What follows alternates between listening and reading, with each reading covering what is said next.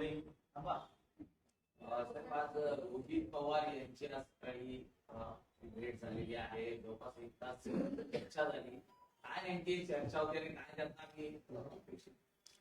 रोहित पवार हे काँग्रेसच्या घटक पक्षातल्या मित्र पक्षातले नेते आहेत आणि त्यासोबतच पवार परिवारातील एक सदस्य आहे. आणि त्यांच्या अपघाती निधनानंतर ज्या घातपाताच्या अनुषंगानं ज्या काही सर्व शंका आहेत त्याचा अत्यंत कर्मठतेने पाठपुरावा रोहित दादा हे करत आहेत. आणि कुठल्याही परिस्थितीत त्यांच्या अपघाताचा संपूर्ण घटनांचा किंबहुना घातपाताचा सगळा शोध लागला पाहिजे, गुन्हे दाखल झाले पाहिजे, ही भूमिका ते घेईल.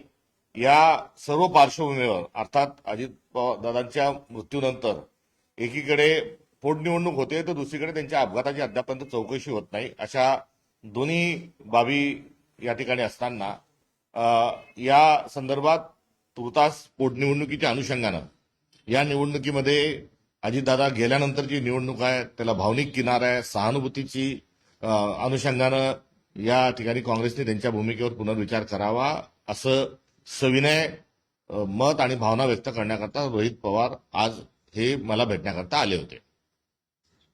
चर्चा झाली आणि महत्वाचा प्रश्न आहे की आज उमेदवारी अर्ज मागे घेण्याचा शेवटचा दिवस आहे. अटी शर्ती ठेवलेल्या आहेत काँग्रेस उमेदवारांनी. आजही तुम्ही अटी शर्तींवर कायम राहणार आहात की इतका म्हणजे सुनेत्रा पवारांचा फोन येणार आमची अट आणि शर्त ही काही कुठल्याही प्रकारची चुकीची नाही, किंबहुना अट आणि शर्त ही राहण्याची आवश्यकताच नव्हती. आमच्या पातळीवर भूमिका घेतली की अजितदादांच्या अपघाताच्या संदर्भात गुन्हे दाखल करावे आणि मग मी विड्रॉल घेतो, ही त्यांची जी भूमिका होती ती भूमिकेवर आजही आम्ही ठाम आहोत. मात्र हे होत असताना ही भूमिका मांडावी लागते. गुन्हा दाखल करावा ही मागणी करावी लागते. गुन्हा दाखल करावा यासाठी पोलीस स्टेशनमध्ये जाऊन बसावं लागतं. गुन्हा दाखल करावं यासाठी पोलिसांची हुज्जत घालावी लागते. गुन्हा महाराष्ट्रात दाखल होत नाही म्हणून कर्नाटकमध्ये गुन्हा दाखल करावा लागतो. ही सर्व जी आहे ही या सरकारचे वाभाडे निघण्याचा हा प्रकार आहे. आणि मुख्यमंत्री देवेंद्र फडणवीस हे किती गुन्ह्यात ते गुन्हा नोंदू देत नाही, अजितदादांच्या अपघाताची चौकशी होऊ देत नाही. हे झरीतले शुक्राचार्य म्हणून देवेंद्र फडणवीस जे बसलेले आहेत हे सर्वस्कृत आहे. आणि या संदर्भामध्ये सरकारने गुन्हा आमची मागणी होण्याच्याच आधी आणि इथपर्यंत बोलण्याच्या आधी हा गुन्हा त्यांनी नोंदून घेतला पाहिजे होता. ते संदळ्या हे विरोधक म्हणून आम्ही म्हणतच होतो, मात्र या प्रकरणाच्या अनुषंगानं असंवेदनशील आणि बेशरम असल्याचं देखील समोर येत आहे.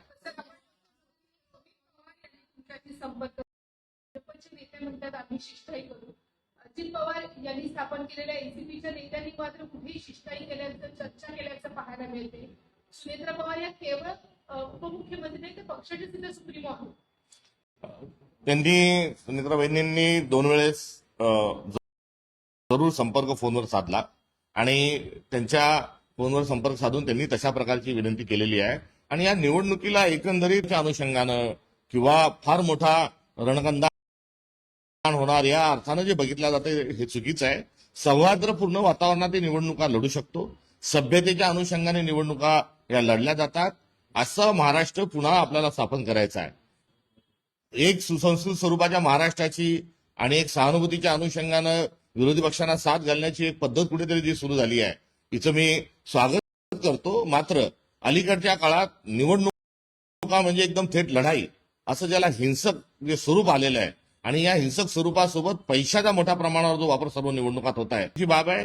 या संपूर्ण बारामतीच्या पोटनिवडणुकीच्या अनुषंगानं आपण सभ्यतेच्या दिशेने वाटचाल केली पाहिजे.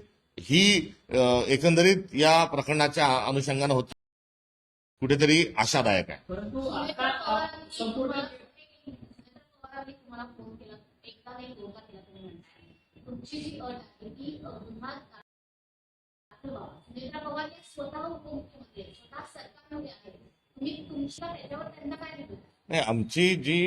आमची जी भूमिका आहे ती भूमिका सर्वस्कृत आहे. ही भूमिका जी आहे आम्ही माध्यमातून सांगितलेली आहे, पहिल्या दिवशीपासून सांगतोय. आमच्या स्थानिक उमेदवाराने देखील ही भूमिका सांगितली आहे. या भूमिकेच्या अनुषंगानं प्रतिसाद हा कुठेतरी सत्ताधारी पक्षाने दिला पाहिजे, तो देत असताना आढळून येत नाही. आजच्या भेटीनंतर राष्ट्रवादीचे अनेक आमदार हे आता आपल्या भेटीसाठी येणार असल्याचं कळतं आहे. कसं पाहता याकडे उशिरा का होईना पण राष्ट्रवादी अजित पवार यांच्या पक्षाचे संपर्क साधला तुमच्यासोबत 15 मार्च रोजी ह्या निवडणुका जाहीर झाल्या आणि 15 मार्च नंतर तब्बल 5 एप्रिल पर्यंत कोणीही संपर्क साधत नाही. याचा अर्थ राष्ट्रवादी अजितदादा पवार गटातील नेतृत्वाला या निवडणुकीशी काही घेणं देणं नव्हतं का? इतके दिवस त्यांनी का संपर्क साधला नाही हा मूळ प्रश्न या निमित्ताने उपस्थित होतो आणि या प्रश्नाच्या अनुषंगाने त्याचं निरसनी कुठेतरी झालं पाहिजे. त्यांचे काही खासदार दिल्लीलाही आहेत, काही राज्यसभेत आहेत. या सर्व लोकांनी आमच्या पक्षश्रेष्ठीला भेटण्याच्या अनुषंगाने कुठे त्या ठिकाणी ते संपर्क साधला नव्हता. 5 तारखे एक सत्य कुठेतरी आहे. त्यामुळे या निवडणुकीशी त्यांना देणं घेणं नव्हतं का भारतीय जनता पक्षाच्याच मोठा भाऊ म्हणून या निवडणुकीची सगळं सूत्र त्यांच्याकडे सोपवली होती का? हे प्रश्न यातून स्वाभाविक स्वरूपात निर्माण होतो. सर, बारामतीच्या विधानसभेच्या पोटनिवडणुकीतून माघार घेण्याच्या प्रक्रियेचा जो काही निर्णय आहे तो आता तुम्ही स्वतः घेणार आहात की पक्षश्रेष्ठी काँग्रेसच्या पक्षश्रेष्ठींकडनं होणार आहे? निर्णय घेण्याचा चेंडू तुमच्या कोर्टात आहे का? या संदर्भात आम्ही भूमिका घेऊन पुढे सर्व प्रक्रिया पूर्ण झाली आणि आम्ही अर्ज दाखल केलेला आहे. आणि या संदर्भात ज्या विनंती येत आहेत, जे सहानुभूतीच्या अनुषंगाने या संदर्भात मी महाराष्ट्रातील सर्व आमच्या आदरणीय नेत्यांच्या सोबत संपर्कात आहे. मी त्यांच्याशी चर्चा करत आहे आणि त्यांच्या सर्वांशी चर्चा या संदर्भामध्ये पुढची भूमिका हा काँग्रेस पक्ष ठरवेल. सुनील तटकरे असतील किंवा प्रफुल्ल पटेल असतील यांनी तुमच्याशी काही संपर्क साधण्याचा प्रयत्न केलाय का? कारण कुठेतरी एनसीपी मधनच ही निवडणूक बिनविरोध होऊ नये अशा अर्थीचं एक वातावरण तयार केलं जाते का? केवळ सुनेत्रा पवार या संपर्क साधताना दिसतात. सत्य आहे, सुनेत्रा वहिनींच्या शिवाय या संदर्भामध्ये अगदी कोणीही अजित पवार राष्ट्रवादी पक्षाच्या वतीने आमच्याशी अथवा पक्षाशी संपर्क साधलेला नाही. सुनेत्रा पवार एकीकडे आपल्याकडे फोन करतात, मात्र दुसरीकडे पार्थ पवार यांनी केलेलं विधान हे देखील विसरून चालणार नाही. त्यावरती काँग्रेसची आत्ताची भूमिका नेमकी काय असणार? नाही, त्यांचं वक्तव्य हे ध्यानात घेण्यासारखं नाही. त्याच्यामुळे त्यांचं वक्तव्य हे निराधार आहे आणि ते प्रगल्भतेच्या मापदंडात आता गेलेलं असल्यामुळे वाक्याच्या संदर्भात त्यांना आज उद्या परवा कधी ना कधी पश्चाताप झाल्याशिवाय राहणार नाही. निमित्तानं त्यांना माझी शुभेच्छा आहे. परंतु विषय असा आहे की यांच्या वक्तव्यामुळे मला असं वाटतंय का की पोलिसांना चुकीच्या पद्धतीनं काही गोष्टी समजत असेल किंवा काही गैरसमज निर्माण करण्याचा प्रयत्न करतात. नाही, पार्थ पवार हे कोण आहे? तर ते अजितदादांचे पुत्र आहेत. त्यामुळे अजितदादांची लिगसी त्यांच्याजवळ आहे. या अनुषंगानं त्यांनी त्याचा निर्वाह करत असताना सर्व गोष्टीची जाण आणि भान ठेवली पाहिजे. आता ते कोणाचं ऐकतात, काय ऐकतात, कशामुळे झालं हे तपासणं काही काँग्रेस पक्षाचं काम नाही. आणि ते आमच्या पक्षाशी दुरान्वय त्यांचा संबंध नसल्यामुळे ते असे का बोलले, का नाही बोलले या गोष्टींच्या संदर्भात मला कोणती माहिती नाही. मात्र ते भारतीय जनता पक्षाच्या सोबत राहून आता म्हणजे निराधार आणि कुठल्याही प्रकारचं संदर्भ नसणारे वक्तव्य करण्याच्या अनुषंगाने त्यांचा प्रवास चालत असल्याचं दिसून येतो. बारामती पोटनिवडणुकीतून माघार घेण्यासंदर्भात त्यांच्याकडे विनंत्या सगळ्या होताना पाहायला मिळतात. परंतु दुसरीकडे राहुरी देखील पोटनिवडणूक लागली आहे, तिथं देखील सेम परिस्थिती आहे. शिवाजीराव कर्डिले यांचं निधन झाल्यानंतर सहानुभूतीची लाट आहे, उमेदवारी त्यांनी दाखल केली आहे भाजपमध्ये. मग तिकडे देखील आता राष्ट्रवादी काँग्रेस शरदचंद्र पवार पक्षाचा उमेदवार आहे. मग त्यांनी देखील माघार घ्यावी त्या सगळ्या निवडणुकीतून, कारण की एकाला एक नाही, ही या निमित्तानं एक नवीन सभ्यता स्थापित करण्याच्या एक संस्कृती घेऊन जाण्याच्या अनुषंगाने चर्चा होते, ही चांगली बाब आहे. मात्र आपण जर या 2 निवडणुका वगळून मागच्या 5 निवडणुकांकडे गेलो तर कुठेही अनफो झाला. त्यामुळे भारतीय जनता पक्ष सोयीचं बोलणं हे कुठेतरी टाळावं आणि या संदर्भामध्ये पक्षाच्या पलीकडे जाऊन कुठेतरी विचार करण्याची आवश्यकता आहे. सोयीचं वागणं हा भारतीय जनता पक्षाचा स्वभाव झालेला आहे, हे यातून सिद्ध होत आहे.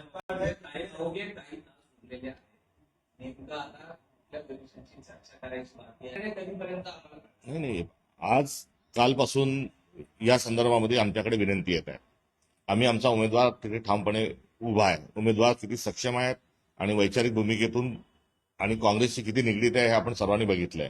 आता या नवीन सर्व येत असणाऱ्या या विनंतीच्या अनुषंगानं मला महाराष्ट्रातील आमच्या सर्व नेत्यांशी चर्चा करणं हे आवश्यक आहे आणि त्यांच्याशी चर्चा केल्यानंतर संदर्भातली जी भूमिका आहे, भावना आहे, ही एकत्रित स्वरूपात आम्ही ठरवू आणि त्यानंतर आम्ही आमच्या वरिष्ठांशी चर्चा करून या संदर्भामध्ये पुढे जाण्याच्या अनुषंगाने निर्णय घेऊ.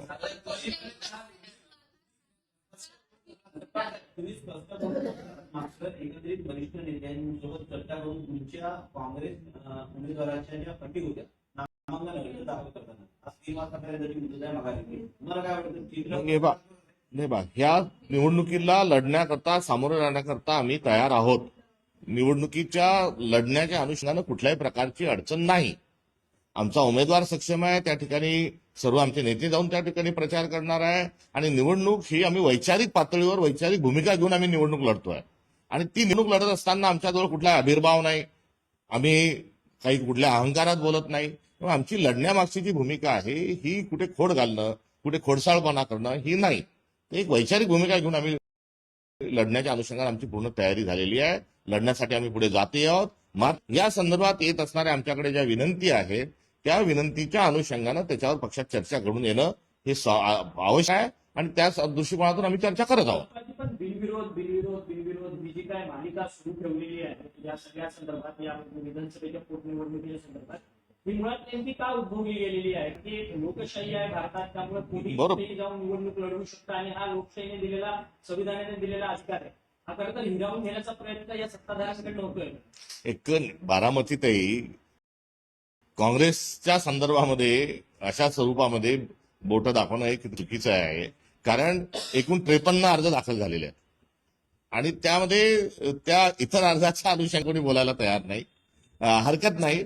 मूळ मुद्दा हाच आहे की या निवडणुकीला बिनविरोधचा एवढा जोरात जो पुळका या शब्दाचा जो भारतीय जनता पक्षाला आलाय, त्या अनुषंगानं मला एवढंच सांगायचं आहे की आपण एक पॅटर्न महाराष्ट्रामध्ये जो लागू केला अनपोतचा, त्याचा आम्ही दुसऱ्या बाजूला निषेध करतो. कारण नगरपालिका, महानगरपालिका, जिल्हा परिषद यामध्ये आपण पैसा फेक, तमाशा देख, पैसे देऊन लोकांना विड्रॉल करायला लावले. लोकांना आपल्या पक्षात घेतलं, कुठे गुन्हे दाखल करू अशी धमकी दिली, कॉलर पकडून विड्रॉल करायला लावल्या. अशा वेळेस पूर्ण महाराष्ट्रामध्ये जे माध्यमं असतील, जी वरिष्ठ साहित्यिक असतील, सामाजिक कार्यकर्ते असतील, विरोधी पक्ष असतील, या सर्वांनी जेव्हा चुकीचं धोरण उठवलं तेव्हा जे महाराष्ट्राचं जे भान आहे ते या ठिकाणी स्थिरावलं होतं की निवडणुका झाल्या पाहिजे आणि त्या निकोप वातावरणामध्ये निवडणुका खेळीमेळीच्या वातावरणात झाल्या पाहिजे. हे 4 महिन्यापूर्वीचं महाराष्ट्राचं असणारं आकलन या निवडणुकीच्या निमित्तानं आपण का पुसू पाहत आहोत हा देखील महाराष्ट्रातील जनतेला माझा प्रश्न आहे. सत्ताधाऱ्यांपैकी त्यांच्या व्यतिरिक्त म्हणजे सुनेत्रा पवार यांच्या व्यतिरिक्त इतर 2 पक्ष आहेत, म्हणजे भारतीय जनता पार्टी आणि शिवसेना, यांच्यातल्या कोणाच्या वरिष्ठ नेत्यांचे या संदर्भात फोन आले आहेत का? आपण असल्या फोनची वाट पाहतात का? असं मागे वाट पाहण्याची कुठलीही गरज नाही आणि वाट लावण्याचाही आमचा पुढचाच मार्ग नाही. या संदर्भामध्ये भारतीय जनता पक्ष आमच्याशी संपर्क साधलेला नाही आणि त्यांनी आमच्याशी संपर्क साधावा ही आमची अपेक्षाच नाही. किंबहुना त्यांच्यामध्ये तेवढी नैतिकता आणि तेवढी हिंमत ही भारतीय जनता पक्षात उरलेली नाही. या देशाचे पंतप्रधान हे संसदेमध्ये येऊन बोलत नाहीत. त्यांना सिलेंडर म्हणण्यापर्यंतची वेळ आज विरोधकांवर आणि देशवासियांवर आलेली आहे. भारतीय जनता पक्ष यामध्ये काही फोन करेल, पहल करेल, ह्या त्यांच्या वल्गना आहेत. ते करणारच नाही आणि त्यांनी कराव्या ही त्यांच्याकडून आमची अपेक्षाही नाही. नवीनाचा घटक पक्ष असणारी शिवसेना मात्र या बारामतीच्या निवडणुकीबाबत कोणतीही भूमिका घेताना पाहायला मिळते. एकीकडे रोहित पवार राष्ट्रवादीच्या वतीने तुमच्याशी संवाद साधतात, शिवसेनेची नेमकी भूमिका त्यांनी स्पष्ट केली का तुमच्यासोबत? आमची उभाटाच्या संदर्भात या संदर्भात कुठेही चर्चा झाली नाही. आमच्या नेत्यांनी त्यांच्याशी संपर्क साधावा असं आमच्या बैठकीमध्ये हे ठरलेलं होतं. मात्र यामध्ये आम्ही जे पुढे जात आहोत तर इंडिया अलायन्सचा एक घटक पक्ष, मवईचा एक घटक पक्ष या नात्यानं या निवडणुकीमध्ये वैचारिक भूमिका घेऊन पुढे गेलं पाहिजे ही असणारी आमची मूळ भूमिका होती. तो आता चर्चा ही एक विशिष्ट परिस्थितीमध्ये चर्चा संपन्न करण्याची प्रक्रिया सुरू केलेली आहे. सर्वांचे नेत्यांचे आमचं मत काय आहे ते जाणून घेऊन या संदर्भात पुढील भूमिका ठरवल्या जाईल. हो होईल.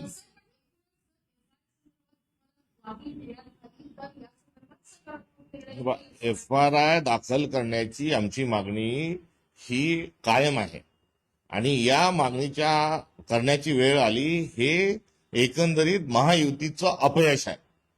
आणि काँग्रेसनी या संदर्भामध्ये गुन्हे जे आहेत हे कर्नाटकमध्ये दाखल केलेले देखील आहेत.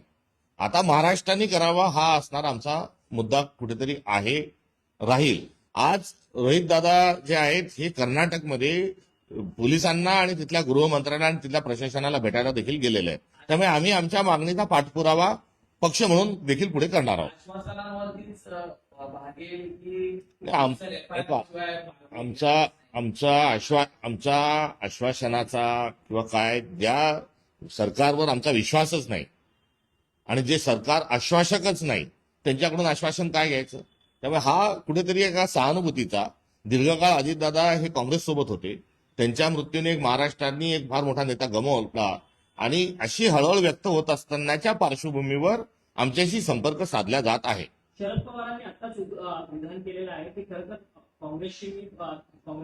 काँग्रेसला बोलून सल्ला देईल की ही सगळी निवडणूक जी आहे ती बिनविरोध करावी अशा पद्धतीची विनंती करेल, सल्लाही देईल असं त्यांनी माध्यमांशी बोलताना थोड्या वेळापूर्वी सांगितलं. तो त्यांचा अधिकार आहे.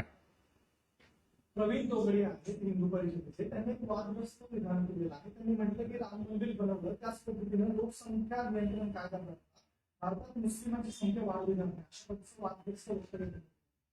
या निमित्ताने ते RSSचे आणि विश्व हिंदू परिषदेचे नेते होते हे देशाला कळलं.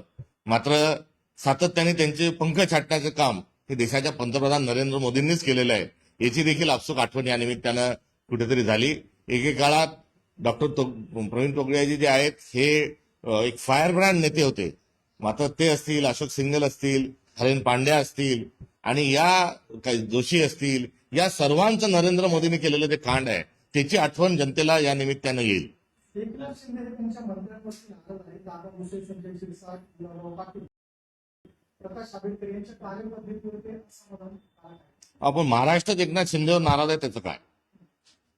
नाशिकमध्ये लव जिहादचा प्रकार घडलाय. 8 जणांनी या प्रकरणी अटक केलेली आहे. धर्मांतर त्या प्रकरणाची सत्यता पडताळून त्यावर जे सत्य असेल त्यानुसार कारवाई झाली पाहिजे.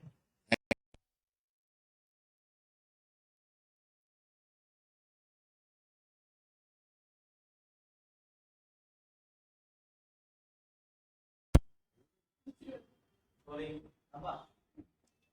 आज रोहित पवार यांची आज सकाळी भेट झालेली आहे. जवळपास एक तास चर्चा झाली. काय नेमकी चर्चा वगैरे काय त्यांना मी रोहित पवार हे काँग्रेसच्या घटक पक्षातल्या मित्रपक्षातले नेते आहेत आणि त्यासोबतच पवार परिवारातील एक सदस्य आहे. आणि अजितदादांच्या अपघातावर ज्या घातपाताच्या अनुषंगानं ज्या काही सर्व शंका आहेत त्याचा अत्यंत कर्मठतेने पाठपुरावा रोहित दादा हे करत आहेत. आणि कुठल्याही परिस्थितीत त्यांच्या अपघाताचा संपूर्ण घटनांचा किंबहुना घातपाताचा सगळा शोध लागला पाहिजे, गुन्हे दाखल झाले पाहिजे, ही भूमिका ते घेत. या सर्व पार्श्वभूमीवर अर्थात अजित दादांच्या मृत्यूनंतर एकीकडे पोटनिवडणूक होते तर दुसरीकडे त्यांच्या अपघाताची अद्यापर्यंत चौकशी होत नाही. अशा दोन्ही बाबी या ठिकाणी असताना या संदर्भात तुर्तास पोटनिवडणुकीच्या अनुषंगानं या निवडणुकीमध्ये अजितदादा गेल्यानंतरची निवडणूक आहे, त्याला भावनिक किनार आहे, सहानुभूतीची अनुषंगानं या ठिकाणी काँग्रेसने त्यांच्या भूमिकेवर पुनर्विचार करावा असं सविनय मत आणि भावना व्यक्त करण्याकरता रोहित पवार आज हे मला भेटण्याकरता आले होते. चर्चा झाली आहे. सगळ्यात महत्वाचा तो प्रश्न आहे की आज उमेदवारी अर्ज मागे घेण्याचा शेवटचा दिवस आहे. अटी शर्ती ठेवलेल्या आहेत काँग्रेस उमेदवारांनी. आजही तुम्ही अटी शर्तींवर कायम राहणार आहात की इतका म्हणजे सुनेत्रा पवारांना फोन येणं, नेते भेटणं, निर्णय बदलणार? आमची अट आणि शर्त ही काही कुठल्याही प्रकारची चुकीची नाही, किंबहुना अट आणि शर्त ही राहण्याची आवश्यकताच नव्हती. आमच्या मात्र भूमिका घेतली की अजितदादांच्या अपघाताच्या संदर्भात गुन्हे दाखल करावे आणि मग मी विड्रॉल घेतो, ही त्यांची जी भूमिका होती ती भूमिकेवर आजही आम्ही ठाम आहोत. मात्र हे होत असताना ही भूमिका मांडावी लागते. गुन्हा दाखल करावा ही मागणी करावी लागते. गुन्हा दाखल करावा साठी पोलीस स्टेशनमध्ये जाऊन बसावं लागतं. गुन्हा दाखल करावं यासाठी पोलिसांची हुज्जत घालावी लागते. गुन्हा महाराष्ट्रात दाखल होत नाही म्हणून कर्नाटकमध्ये गुन्हा दाखल करावा लागतो. ही सर्व जी आहे ही या सरकारचे वाभाडे निघण्याचा हा प्रकार आहे. आणि मुख्यमंत्री देवेंद्र फडणवीस हे किती गुन्ह्यात ते गुन्हा नोंदू देत नाही, अजितदादांच्या अपघाताची चौकशी होऊ देत नाही. हे झरीतले शुक्राचार्य म्हणून देवेंद्र फडणवीस जे बसलेले आहेत हे सर्वस्कृत आहे. आणि या संदर्भामध्ये सरकारने गुन्हा आमची मागणी होण्याच्याच आधी आणि इथपर्यंत बोलण्याच्या आधी हा गुन्हा त्यांनी नोंदून घेतला पाहिजे होता. ते आंधळे हे विरोधक म्हणून आम्ही म्हणतच होतो, मात्र या प्रकरणाच्या अनुषंगानं असंवेदनशील आणि बेशरम असल्याचं देखील समोर येत आहे.